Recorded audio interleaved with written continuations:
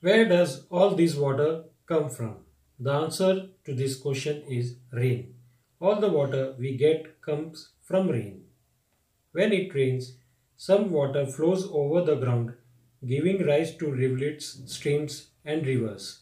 Some waters collects in low-lying areas, thus lakes are formed. A flowing river is sometimes blocked by running a wall. This is called a dam. When it doesn't rain, the water from the dam can be used. Some rainwater seeps into the ground. To obtain this water, we dig wells. This water can also be taken out by using hand pumps and bore wells. Sometimes water in the ground comes out in the form of springs. Pure water has no color, taste, or smell. Water does not have a shape of its own. That is why it spreads when it spills on the floor. When water becomes very cold, it freezes, that is, it turns into ice. When ice is left uncovered, it gets heat from the air around it. It melts, that is, it forms water. When water gets enough heat, it turns into vapor. The boiling water in the experiment turned into vapor. That is why the water in the beaker was reduced. Steam cools, it turns into water. The plate held in the steam was cool. So the steam that collected on its underside cooled down and droplets of water were formed. The water we use every day is its liquid state. Ice is its solid state.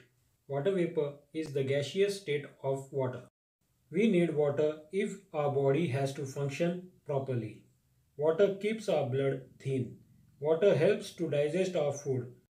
We must have enough water in our body at all times.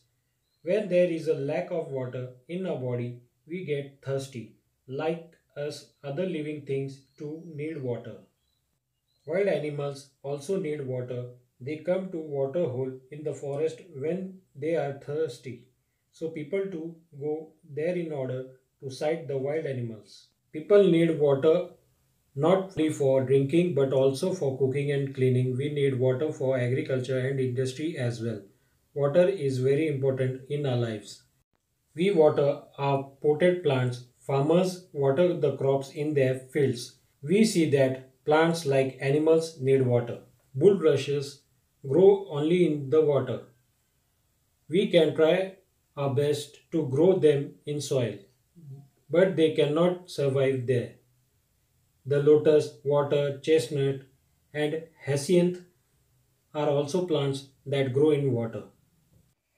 All states of water are present in water cycles: rain in liquid, vapor in gas, and cloud in solid state.